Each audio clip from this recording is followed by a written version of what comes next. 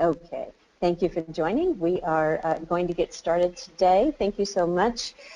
We are focusing on the topic of taking cultural agility to the next level, and I'm really pleased to have two guest speakers today. Our senior client strategist based in Europe, Bettina Neidhardt, joining us, and she is going to take the TMC perspective in today's session. We also have Amir Kabel, the Senior Executive Consultant and D&I Specialist, formerly with Vodafone, joining us today to lend his expertise to this topic. I am Lynn Putz on the left-hand side. I'm the Managing Director of Client Services, and our production team includes Lakeisha Ward, our Solution Design Manager. Thanks for joining. Let's take a look at what we're going to achieve today. So just a couple housekeeping items. In order to reduce background noise, we will keep all participants muted throughout the webinar. Please don't let that inhibit your participation. Please use the question and answer box on the bottom of your screen in order to contribute any questions that you might have during the session. We'll reserve anywhere from 20 to 15 minutes at the end of today's session for question and answer. Today's session will be recorded, and after the webinar, we'll share the link with you. It will be posted in a public forum on tmcorp.com, our corporate website, and we'll send along that list or that link in our follow-up. So let's get started today. Quick question for you. We want to find out who's on the line. So if your role within the organization is talent management, organizational development, training, or business line leader. Perhaps your title is, or your role in your organization is something else. Please click Other, and you can complete your submission in the question box. All right, so let's see what our participants have given us. We have talent management training and business line leader on the line with us today. So really appreciate you joining. Thank you so much. All right, with that, I want to move us into our session. Our guest speaker today is Amir Kabel, Senior Executive Consultant and D&I Specialist. We're really proud that he's joining us this year because he won the Corporate Rising Star Award at the British LGBT Awards 2015.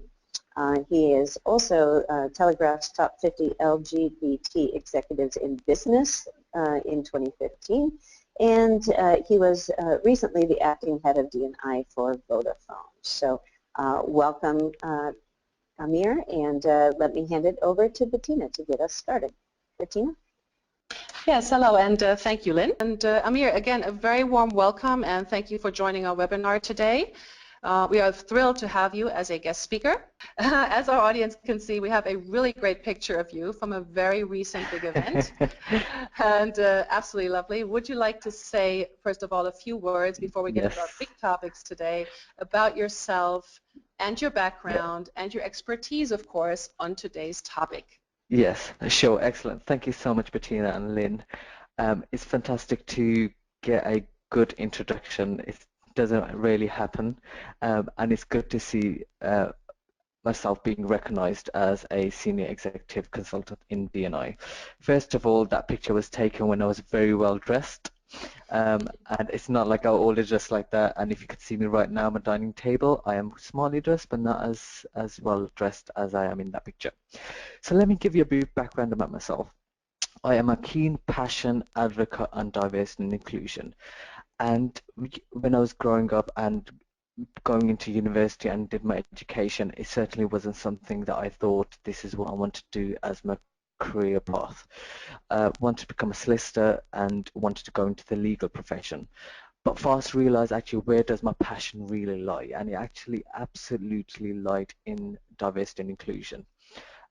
I did my law degree. I was very passionate about employment law, which touches on discrimination in all kinds, and it's something that I kind of involved over the last 7 to 8 years. So I've got roughly about 7 to 8 years, specifically in diversity and inclusion. Recently held a number of roles in diversity and inclusion. I've worked in the public sector, working for the National Health Service, worked in a consultancy type organization, and going on to working in the private sector with the legal sector, as well as recently working for Vodafone, which is a huge technology organization. So what I've done is helped organizations understand their own culture and what needs to be done to practically change the culture which drives diversity and promotes inclusion.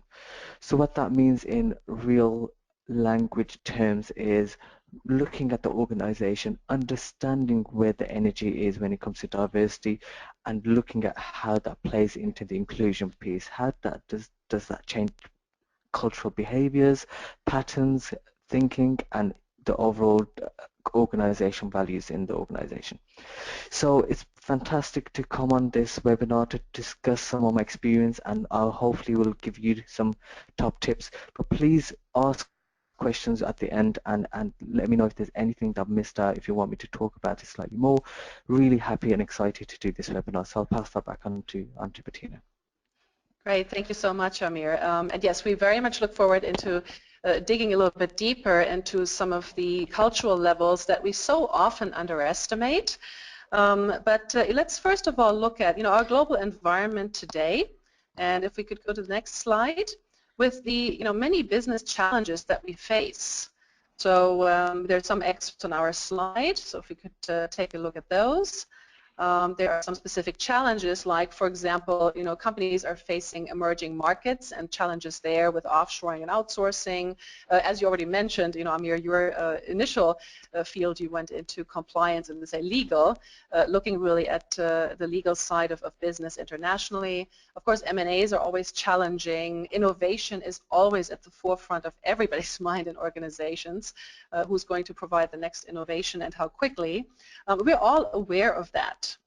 Very too aware of that, actually, certainly of the cultural differences and the very significant impact that they can have in our workplaces, both strategically from the larger picture perspective, as well as tactically in our everyday business environment. So working, of course, across cultural barriers can be especially challenging within functional team and generational frameworks.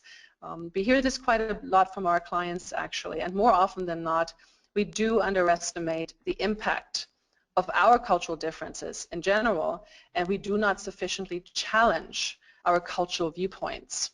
Today, we will actually take a deeper look at how our cultural preferences impact our working relationships and explore some examples of cultural gaps within several levels of culture. And Amir, of course, is going to provide information around that to really take our thinking to a different level than what we would normally would go. And we will certainly offer some practical solutions. Amir will share his expertise and some best practices. We will explore the positive business impact of taking cultural agility to the next level. So we are looking forward to a lively and very informative discussion with Amir, and of course a look also at how the Cultural Navigator learning platform can support cultural agility. But first, before we get into the functional diversity and other cultural levels, let's take a look at some dynamics and some trends in the workplace. I think we're all aware of the developments, the recent developments with, for example, there's an increase, of course, of women in the workforce in all markets. There's an aging workforce in particular countries with declining birth rates, which lead to fewer people actually entering the workforce. Then we have additional trends, such as, for example, the growing strategic importance of the developing economies, and we have increased diversity of talent in China, in India, Latin America, Europe, so it's really all around us. We also have an increased representation, for example, LGBT, religion, etc. Additional trend, and this is one that's actually also one of my favorite, I have to say, and we do get this question from clients a lot, and that is about the generational cultural diversity. So we do see a generational shift in values, certainly in motivation, and most definitely in communication styles. I think we are all faced by that every day. And of course, there's a different expectation of different generations. And what does successful collaboration in the workplace actually mean to the different generations? So, at TMC, we operate really from a viewpoint of 6 levels of culture. So the 6 levels of culture are basically, let's take a look at all of them actually. All together. There's of course the organizational, and let me take a look at the ones in the purple boxes first. So the organizational, the team, and the functional are from the corporate perspective. And then of course the individual and the identity group, and of course the one that we are all very familiar with, which is the national societal level of culture. That is usually the one that comes to mind first for most people, we are so willing and ready to prepare for cultural differences at the national societal level. We all expect that. We all know that we have to prepare for that. But let's be honest, when it comes to the functional culture, we really don't do our due diligence. We don't spend enough time thinking about, I have a meeting with the IT team today. I wonder what their functional cultural preferences are. If I'm in the sales department and I have to meet with a whole bunch of IT people, well, maybe I would be well advised to think about how could I better understand their cultural preference from a functional culture perspective. So that's just one example. So before we actually go into the functional culture, which we do want to start out with, let's take another quick poll, and we'd like to hear from you, our participants. Where do you see your biggest cultural challenges? Is it the functional departments? Is it gender? Is it generational? Or is it other? And if you answer other, then please type your challenge into the Q&A box. So let's go ahead and see what your biggest challenges are. Okay. Interesting. Okay, so we have, that kind of resonates, mostly generational challenges and gender. Okay, thank you very much for that. So let's go into our first question and really look at functional culture. If we can take a look at taking functional culture to the next level, and here we have a graphic representation. But Amir, we would really like to hear from you. Could you share with us some key experiences around functional cultural differences in the workplace? Yes, absolutely. Look, like Bettina said, when we look at the 6 levels of culture, we automatically look at the national or societal level of culture, and most often we forget about the functional culture, which is absolutely imperative when it comes to big, large organizations, or the culture shift and change between 2 different functions. And that can certainly have an impact on an employee's experience and engagement in the organization, and it makes a huge difference in what function they are. But let's go back a level into understanding, why is it so important? So what is the reason why functional culture is important to a workforce? Look, culture is very important as this really determines a number of factors and can excel an organization to be a great place to work in and have a strong brand and an external reputation, or the complete opposite. And functional culture plays a huge part of this. So look, there are different cultures within an organization, and this differs in a global setting. So let's take the global demographics. When you work in an organization such as the one I've just recently worked at, Vodafone, you work across many different markets and many different functions, and it's a very complex matrix type organization. So I was sitting in the London office. I was working alongside 30 different markets and 40 partner markets, so that's 70 different countries that I would work with on a regular basis. But within the London office, we worked very closely with different functions and different people who were working in finance, in HR, in reward, in employee relations, in HR business partner, in the sales teams, and in certainly the retail. And the first thing is to understand is actually what are the cultural differences in different functions. And what we realized is even though we work with in an organization that has the same values, same principles, and tries to promote the same culture throughout an organization, each function definitely does have the different cultures and society cultures within the different functions. And I think that is deeply rooted in many different factors. So let me give you a couple of examples here. So in my experience, I have found sales and HR to be very different from each other. So let's take HR, for example.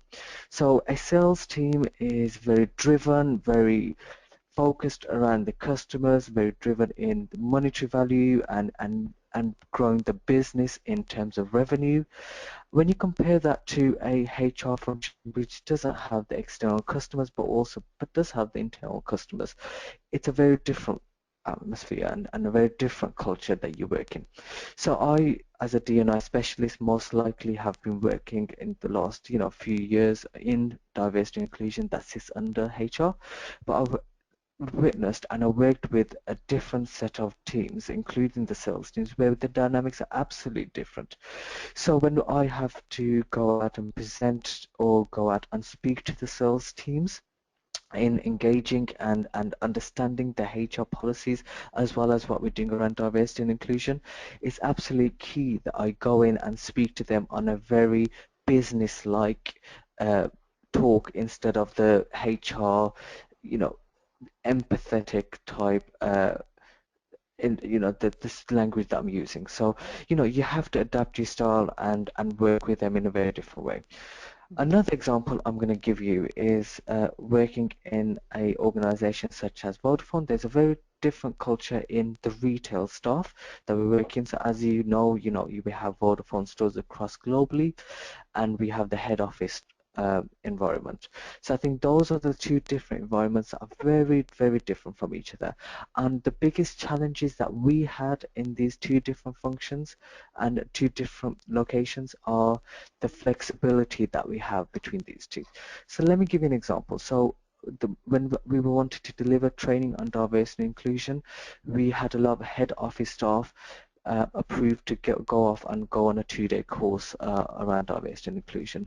When this was offered to retail, there was a big question mark around who's going to be filling the shifts of the people who will be off on the shop floor, and what does that mean in terms of commission and the daily sale targets, etc., etc. So what this meant was they had a different environment, they had a different setting, and retail staff weren't the part of the bigger head office environment and culture that we wanted to be. So we did a lot of things around connecting these two cultures together and getting them to be flexible enough to do some sort of training. So again, we had to think of clever ways to deliver these trainings. So whether that was a breakfast talk, whether that was through the intranet that we provided, or whether that was done through sending out videos to these retail employees to show that actually we are catering for all our employees and not just head office staff. So again, that's a couple of few tips that I can give you around the different functions and different cultures and different environments that foster in a organization that has one set of values. Great, thank you so much also for those examples. Do you have some, let's say, short practical tips on this particular functional cultural preference area? Yeah, absolutely. So look, there are a number of things that you can do around understanding the different functions and cultures that foster in these functions. So I use the example of technology and sales versus HR and retail. So there's a couple of things that clearly can be done. Firstly, communicate the culture. Clearly communicating a culture that you want the company to adopt and have is very key. Keep talking about what kind of culture do you want and what kind of culture do you aspire to be. And this will then get people talking about and if they don't see the culture fostering or they see another type of culture, is quickly talk about the main values or the main culture that an organization wants to do. So that's one of them. So communicate continuously around the culture that you aspire to want in an organization.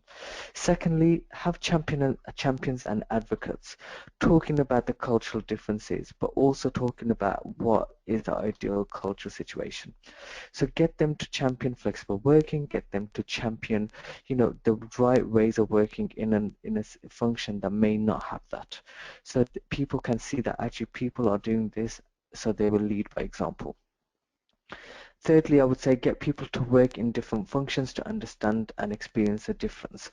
So the best way to understand what culture does that function have is going to that function and speaking to people, but also spending a couple of hours or a whole day or a whole week in that function, because that's how you really get to understand, how the function operates and what kind of environment that the function has. A couple of other things, promote your values as one of them will be about working together. So talk about your values. So I'm sure every company has a very strong values and ethos that they do as a company. So I'll give you an example. I used to work for Arbis Insurance, which separated and became Direct Line Group, and one of their values was bring all of yourself to work, and the other value was working together. What that did was promote from the top level, from the business strategy point of view, exactly the values that we want as an organization. So keep promoting them, and everything that you do from reviews and development to the environment that you'd want, talk about your values and keep linking it back to them. And finally, I would say absolutely use the Cultural Navigator. If you don't have that, I'm sure Bettina will speak to you about that. But use the Cultural Navigator as a live tool to assess and redress a situation. So if you feel like a function isn't what the culture you'd want it to be, use the Cultural Navigator to understand the people who are working in that function and to understand how the organization culture fits into that function or vice versa. So those are the 5 tips I could give you, and I'm more than happy to speak about that later on if you do have any questions. Great, thank you so much, Amir. Yes, and that's a very good segue, actually. Yes, you mentioned the Cultural Navigator, and as you can see on our slide, when you are, using the Cultural Navigator, and if we could move back one slide, actually, to where we just were, that would be great. Thank you. If we could move back one slide. If we could just move one slide back. Anyway, so as you could see, thank you very much, as we are comparing inside the Cultural Navigator, not just against like other national cultures and compare with other national societal cultural preferences, but you can also see the 3 buttons, colleagues, countries, and with the arrow, functions. So inside the Cultural Navigator, when we have our own cultural preferences identified, with our assessment, the Cultural Orientations Indicator Assessment, we can then also compare with functions, either general or also within our own organization. So that's always really interesting and certainly gives us some intelligence and some interesting data to work with that can help us prepare better for specific interactions with specific departments, or even with cross-functional interactions or cross-functional meetings. So we do have one practical example. Let me just briefly share that with you. If we could move to the next slide. And what we have done here is we have taken a snapshot of an aggregate and actually a comparison with our own preferences. In this case, Amir, this is close to your heart, an HR group. So we have done a comparison of, in this case, my own cultural preferences with a generic HR group. So I can see that I have a little bit of work to do here in order to better prepare myself for a meeting with the HR team. I can see here in this particular example we have chosen a fluid or fixed time preference, and I can see that the majority of the HR colleagues are definitely somewhat different in terms of cultural preferences from myself. So within the Cultural Navigator, I can then click on the debrief. You can see the arrow there at the bottom pointing to that, and I will get some very short and to the point and very specific information that can help me prepare for interactions so that I can be more successful and probably, really get faster to my goals that I have with that particular HR team. Because I will be able to style switch, I'll be able to adapt to some of their specific needs, and that will certainly help me facilitate the interaction with that particular team. So that was just, from a functional perspective, taking a look at that. So we have, obviously the blended learning approach here. We have, the look we can take at the comparison. We've had also some tips from Amir. There's quite a bit that we can do in order to help support employees, colleagues, with functional cultural information to help them take their agility to the next level with a view of that particular cultural level. So that was function. Now let's move on to actually another one of my favorite, which is the generational difference. So here we are looking at, and Amir, as we had mentioned before, generational differences being among the most commonly mentioned issues lately. We certainly hear this from clients all the time, but what's interesting is we usually hear this in a framework of a challenge. Oh my goodness, these young guys are so hard to work with, or my boss, who's like twice my age, doesn't understand me, and not really making an effort to understand this, understand our colleagues in the different generations. But when we look at it from a cultural perspective and we take it to a non-judgmental communication approach, that's really when it gets interesting. That's really when it can take our awareness and our potentially impacting our behaviors. So Amir, we're wondering, working with a technology organization, so what were some of the experiences that you have made, and could you maybe share, I don't know, a personal example with us, and what advice would you also have for our listeners today? Yeah, so Bettina, this topic is so close to my heart, right? Because it's something that I've seen on a daily basis. And like you said, the language that people use when talking about different generations is always so negative. But what people don't realize is everyone brings something to the table, right? So whether that's, regardless of their age, regardless of their gender background, regardless of their ethnicity, everyone brings something, and generational cultural preferences are absolutely key for an organization. So look, a lot of companies know about this. They start to realize, and let's take UK for example. So UK, there's the default retirement age, there's an abolition, so you can absolutely work for as long as you want in the UK. So what does that mean? We have young people coming from universities, graduating or doing apprenticeships, coming to organizations, yet you still have the people who have been working for the organization for a very long time. Organizations understand that? Absolutely. But do they really know what to do next? Or do they really understand how to get the best out of these, employees? No. So look, first time ever, there are 4 different generations working in an organization, right? 4 different generations, Bettina. This must boggle the minds of, talent leads and HR directors in understanding how they can really keep them engaged and keep them motivated, but also to get them to challenge, to innovate, to create a organization that is forward thinking and leader of in its sector. So look, like I said, the UK default retirement age has been lifted. People can work as long as they want, but what does that mean? So, the engagement strategy is key here. So one of the things I would say is look how you engage with your employees from across the range of spectrum of ages. Look, when you look at the engagement strategy, you start to realize the different engagements from different age groups and aggregate your results to look at what you can do to engage with them further. Excuse me, sorry. So the first thing I would say is look at your engagement strategy. Talk to people who are in your organization from both spectrums. For people who have graduated, if you have a graduate scheme, talk to them about what motivates them. Talk to the millennials who are coming out of university and it's all about technology, and speak to the people who have been in the organization for slightly longer, for 20 years and plus, and find out what engages them and what needs to be done for them as well. So look, Mm. I'm going to give you two good examples here, which I think are absolutely fantastic and to be honest are key for businesses to grow. So this is not an HR exercise. This is not just HR implementing something. It's absolutely key for a business to implement. So the first is reverse mentoring. So let me talk to you about reverse mentoring. Reverse mentoring is where, a younger group of employees mentor people who are who are senior leaders, who have been in organizations for a very long time and who are well rehearsed and experienced and skilled in an organization. And vice versa, get the people who have been in an organization for a very long time to mentor the people who have just come into the organization. Reverse mentoring is key. What this does is provide you with the skills that there's a gap shortage in both of these spectrums.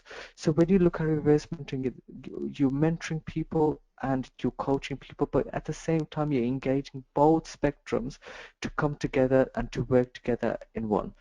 What often happens when you work in an organization that has four generations, that is a technology organization, is you get divides. You get the younger people who are all about the tech and always on the phone, and you get the slightly older people who possibly didn't have a phone in when they were growing up, and want to know about using that and actually want to are curious enough to know about how to use the technology to better enable themselves and better enable the customers around them. So it's about reverse mentoring and getting them to teach them around how to use technology. And I'm using an assumption and I'm kind of stereotyping, but actually I'm sure it works both ways too. So reverse mentoring is absolutely key, and we've used that as a launch platform at Vodafone. So we use the reverse mentoring, and very specifically when we launched it at Vodafone, we launched it for our group women's network. So our women's network came up to us and said to us, we need to do some sort of mentoring, but we want to put a reverse mentoring in place because we see that's a key point of the gender initiatives that we want to put in place. So this is very specific to gender, and it absolutely worked. And what we then did was provide them skills and get them to be mentors and actually take the organization seriously. When you come out of university as a graduate, you don't want to, or you don't think that you're going to be in an organization for the rest of your life, whereas baby boomers did think that. So how you tie them in and how you engage them is actually getting them to mentor, taking responsibility for someone else, and actually educate and share your knowledge and experience. The person will feel absolutely valued, and you will have a longer employment value out of them as an employee. So that is one initiative that we did put into place. The second one was the alumni network. Again, this is something I've seen as best practice and as a case study, but when I saw this, I thought absolutely wonderful idea. Look, if you're in an organization that doesn't have a big pot of money or huge resources to commit to, the program that I would say to look into is called Alumni Network. What this is getting people who have are good leavers or who have voluntarily exited the business, whether through retirement or whether they found another job, and bring them back in as an alumni network. What this does, and it's an absolute fantastic idea, is gets them re-engaged with the organization who have possibly been with the organization for 20, 40 years and now retired, and actually gets them to get back into the organization and be advocates of the organization. So let me give you an example. A law firm recently held an alumni network which they connected with on through LinkedIn and through various different social networks, and got them to come and have a networking drinks at the law firm one evening. What this did was get the people who have always been an advocate and have left on a very positive note with the law firm, came back and engaged with them. What that did was realize actually there's a skills shortage, and instead of law firms going out and recruiting someone who doesn't have the skills or experience or doesn't know how to advocate the law firm, they already had that experience and skill set through the alumni program. So what happened was, I think it was roughly between 35 to 40% of the people who came to the alumni network were back into engaged as into the organization, whether that was through voluntary work or whether that was through paid consultancy or part-time work. But certainly what that did is re-engage your group of people who are your customers, who will make a difference and actually can bring back skills and experiences that you may not find in the market out there. So what I would say is, companies who do not tackle the generational cultural preferences, or see this as an issue may lose valuable customers as well as the valuable employees, as they truly don't know how to engage with their customers or their employees. And actually this may, reflect on the customer population and, the engagement, but also the loyalty to the organization. So I think the key thing, and to wrap up, is, understand your segments, understand the broad range of, generational culture, and try to place things in place that doesn't necessarily need to have a big cost, but will make a big impact in your organization. That's me done, Bettina. Have I stunned you? Hello? Hi, can you hear me, Bettina? Yes, sorry, I think we just lost you for a few seconds, Oh, sorry. so it I should be thought okay I stunned now. you to All right, silence. good. No, that's okay. Good. Yes, maybe you did, but no, I think this is actually really good advice, and particularly when trying to engage and keep younger employees. Absolutely. I mean, alumni network is a fantastic idea. So thank you for these interesting insights on particularly the generational cultural differences. Very good examples. Let's take a quick look actually at some helpful data that I can use in the Cultural Navigator now also to improve collaboration with colleagues from other generational groups. And the example that I've chosen here is a gap analysis of myself with two younger colleagues, actually two millennials. I specifically chose those colleagues because I have a meeting with them next week, and I wanted to find out what their preferences are and what the gaps are potentially that we may have, and we can see there are gaps. So this is very valuable for me to use the COI data, the intelligence, cultural knowledge, in order for me to better prepare for the meeting with my two millennial colleagues, in order to maybe better accommodate some of their preferences from the get-go in that meeting. So again, this is very helpful information that I can quickly have really at my fingertips in the Cultural Navigator once I have taken the assessment. So before we move on to the next question, actually let's have another poll. And our next topic is around gender.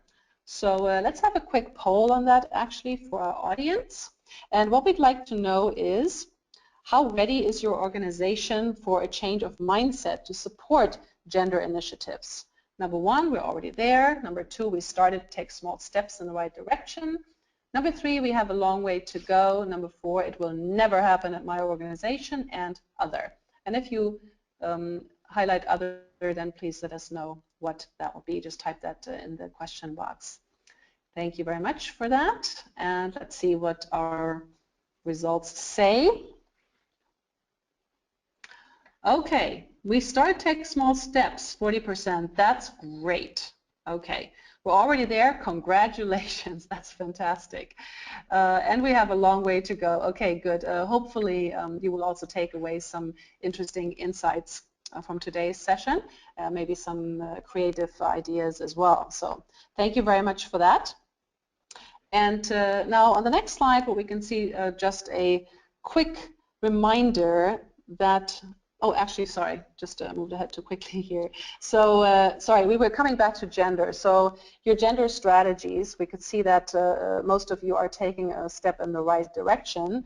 So looking specifically at some strategic initiatives around gender, Amir, wondering, you have had great successes there, and would you be willing to share one of the maybe biggest initiatives that you have supported, and also the successes that you have seen with that particular initiative? Yeah, absolutely. Look, I love talking about this topic, and I will talk forever. So, Bettina, I know we're rushed for time sometimes. Sure. So just butt in and say, Amir, you're talking too much. Let's take this to the Q&As, right? But listen, first things first. I'm surprised with the poll, right? So 60% of the people who have just put this poll in, says they're taking very small steps or no, or you got a very long way to go. That's 60%. That's more than half. I think that's quite shocking. Yes, you're on the right tracks, but actually, gender has been talked about for several years now. And look, the mentoring programs and gender leadership programs have been going on for a very long time. I would say decades now, for at least 10 to 15 years, I would say, in big corporations, right? So clearly there's something missing here that organizations haven't latched on yet. And I think the key here is, the mindset shift and change. Look, policies are words on a page, but actually what needs to change is people's attitudes and behaviors, and overall the culture of an organization that sees both men and women as talent and helps them grow through development plans, etc., etc. Right, but unfortunately what happens is this does not happen, and whether that's a break off in policies that are not strong enough to support the employees, or whether that is through various different initiatives and plans, or even just a lack of interest for an organization to completely invest truly into the gender plans. I think the people on this webinar need to think very carefully, actually, where do we really want to see the change, and how do we see that change? And some things that people haven't really tackled in an organization is the employee life cycle. But let's be very specific here, right? Let's look at the gender employee life cycle, the female employee life cycle, which is different to the male employee life cycle. And what an organization should be doing is looking at the touch points in each of the female employee life cycle and understanding what barriers and challenges do they face, from resourcing to development to performance management or to development and succession planning. When organizations start to look at it from a very holistic point of view, that's when you will see the change. So let me go back and talk to you what Bettina briefly mentioned is one of the biggest success stories for Vodafone Group. So in Vodafone, there were two things here. So in Vodafone, we had and we have targets in place to look at gender from a senior leadership point of view to a senior manager and manager point of view. And what this did was we went out to all markets, and this was a global target setting that we did. And we came back, and it was kind of a fatigue kind of attitude around, look, we're doing as much as we can, you're setting us targets. What are you going to do from a global D&I team perspective that will change change and help and support us, because we're doing whatever we can do. So, okay, fair enough. Second thing that was one of the biggest things that we heard from the grapevine and people talking, and as you do in HR, is maternity is the biggest issue for females when it comes to her taking a career break, coming back into and going to senior positions. Some women don't come back into work, or some women do come back and leave. So what we decided to do was do a 3-year data analysis around maternity. Unfortunately, we never had this and never did this in our organization before. So what this did was encourage us to start looking at data as a starting point around what is our data telling us. So what our data told us was actually most of our women leave within the first year of coming back from maternity leave, which was shocking to us because we felt like we're an employer of choice and we have great policy in place. But actually, reality was very different to what we thought it was. So we did a lot of work, and I'm telling you a very brief summary of this, but the long story short is we did some data. Data told us the gaps. What we then did was put some recommendations together, and there were two main recommendations that got approved by the executive committee. One was to equalize maternity leave pay. Every country that we operated had a very different legislative view on maternity leave pay. US offering 8 weeks to Germany, which offers a couple of years plus. And what this did was we realized actually our women in our organization do not have the same experience because they're in different markets. We have a global policy, yet we don't have a global maternity pay. So it made sense to put a equalized maternity pay that was applicable to any level in our organization across all our markets. So we gave 16 weeks full pay to all our women in Vodafone. But what we realized is actually that's one part of it. The second part was the transition is important. So coming back into work and having that work-life balance and having a child at home and making sure you have, a situation that is flexible and works for you is the biggest challenge for women.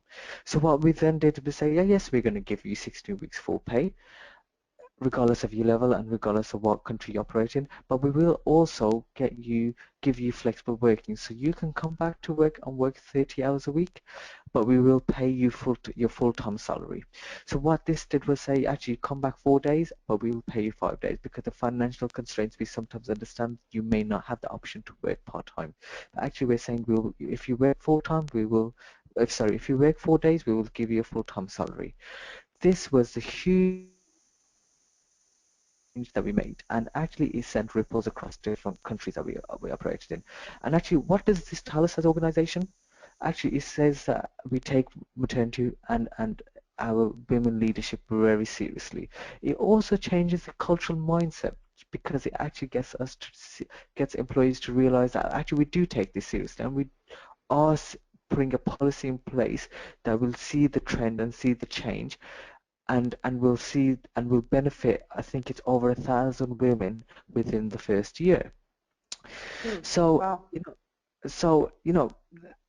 To put our focus on energy maternity, we put a minimum standard in place, and actually organically, and it wasn't a PR or external PR stunt, organically we've got so many companies now calling us, and so many people want to interview us around why did you put this in place, and actually what a fantastic opportunity this is for women. This has increased our reputation by a long shot. We've increased our marketing footprint, because we've had roughly over 600 articles written about us within the first 2 weeks of putting this policy in place and launching it. So it's really given us a platform to raise our reputation as an employer of choice. But actually, when we thought about this, it should have been done a very long time ago, and where most organizations could be doing this. So actually, what's the biggest impact it has? And it's three biggest impact. Actually, the first one is we are now seen as an employer of choice. I've had people coming up to me on LinkedIn. People have emailed me through Facebook, through any social media possible, and across the world. I've had people emailing from the US, people emailing me from India, saying, "Do you have jobs going? And can I apply to work for Vodafone? Because I've seen this policy and I absolutely buy into it, and I love the fact that Vodafone have done something like this. I want to now work for Vodafone." We are now seen as an employer of choice for women. Second thing is the business impact, which I briefly touched on. Actually, when we put this policy in place, we realized that actually it's going to cost the business money, because putting a full 16 weeks maternity leave across all our countries is going to have a cost implication. But what we then did analysis on the retention cost, which looks at recruitment of women on senior levels and middle managers, etc. We looked at the learning and development cost. We looked at the engagement cost, and what we realized is instead of balancing out neutral for the cost that we're going to put this in place, it outshadowed the whole the whole thing, and actually we would make a huge saving. I think it was a saving of 19 million pounds, $90 million, sorry, of savings if we put something like this in place. So the key thing here was actually it tied into the business, and there was a business benefit to this. And the last thing actually it is going to do is make a difference to women. I do my job because I'm passionate about it, but actually, to do something like this gives me great pleasure to see Vodafone taking it seriously and making a real difference to thousands of women's lives. Like I said, in the first year, it will make a difference to, 1,000 women within the first year. That's So amazing. that is tremendously amazing, and actually what this really does is look at something that's very pioneering and different, but and takes a gamble and takes a risk, and the risk paid off. Right.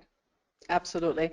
And Amir, I mean, the two things that really stick with me is employer of choice, so that you really, from a talent management perspective, from a talent, attract and retain talent. I mean, it's a fantastic initiative. And of course, the business impact and the benefit to the organization is absolutely tremendous. So thank you very much for sharing that.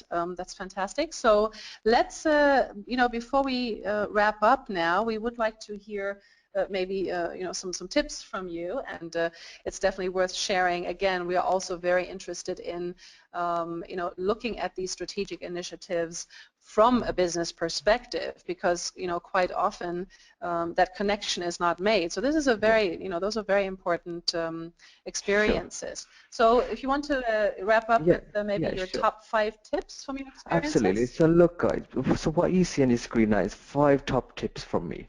And actually at the heart of all of these top tips is valuing differences. So, you know, the quick 5 tips that I would say to you is open your eyes. Let's open our eyes to how the world actually is and where is it going to. Diversity is all around us. We just need to just open our eyes and be aware of this. So know yourself. So we can only interact effectively with others if we understand ourselves and our own preferences and why we are the way we are. This helps us understand, you know, we are all products of our own upbringing and experiences, and my way of being is neither the soul nor the right way of being. And understanding difference is difference. It's not wrong. Know your team, which looks at, you know, we need to understand ourselves and understand our other people also, and particularly those in our team. It is easier to connect with them and understand how to interact with them effectively if we get to know our teams better. And the same, of course, is number 4, our customers. You know, the days of one size fits all are long gone. We need to understand what engages our customers, how can we get our customers to be more loyal to us, how does that tie into the branding, how does that tie into our products, how does that tie into our services that we provide. It's all to do with getting to know, and diversity plays a big part in this. And last but not least, I would say be agile. Look, if we do believe in valuing difference, then we are smart enough to know and expect, and not to expect everyone to come around to our way of thinking. And to see for that, the disaster it would be, instead we use our eyes and ears to tune in to others and adapt our style. That's the way we make the most of our diversity. But be agile enough to adapt your situation and style. Look, we work in a global world, you know, global organizations, you know, and the world is becoming smaller, smaller, smaller. If you want to succeed as an individual, if you want to succeed as an organization, be culturally savvy, be culturally aware, and be agile enough to adapt to your surroundings. Yes, absolutely. Couldn't have said it better myself. And of course, you know, we you know, have shown some examples also from the Cultural Navigator. So it's a combination. It's the experience, it's the ongoing knowledge building that we need to do that will actually help us become much more culturally agile. So Amir, thank you so much again for your insights today, for your practical tips, certainly for the case studies that you shared. Those are very interesting. It was interesting to see that you know, functional culture did not seem to be so much of an issue, but certainly generational and gender certainly are still areas where a lot can be done. And yes, gender, much to your surprise, of course, to our surprise, but we have a lot of work to do ahead. So you know, let's keep moving in the right direction. Amir, thank you very much. Thank you. I have absolutely loved this, and if you do want to connect with me, you just find me on LinkedIn, and yeah, I'm more than happy to answer any questions in the last 6 minutes that we got left. Great. And before we actually conclude the recorded part of this webinar, and let me hand over to our moderator, Lynn Putz. And after the conclusion of the recording, we will come back to Q&A, and Amir, we will have you there for that as well. So, Lynn? Fantastic. Thank you so much, Bettina and Amir. This was very educational for me as well. I learned a lot. Thanks. All right, so please join us. We have June 17th, our next webinar. And our focus next month is developing cultural competence at the colleges and university levels with the Cultural Navigator.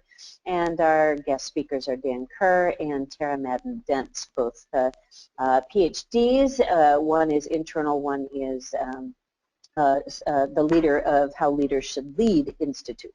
So we're really excited about that. We hope you can join us. And lastly, please take a look at our organizational website, TMCORP, where all of these webinars are housed in recorded format, as well as white papers on a regular basis that are published. So we hope you can visit our information pages. And now we'd like to close the webinar recorded section and go ahead and take some questions from the group. And we had a couple of questions in the question box that I'd like to pose to both Bettina and Amir. But thank you so much for joining. We will move into the Q&A session.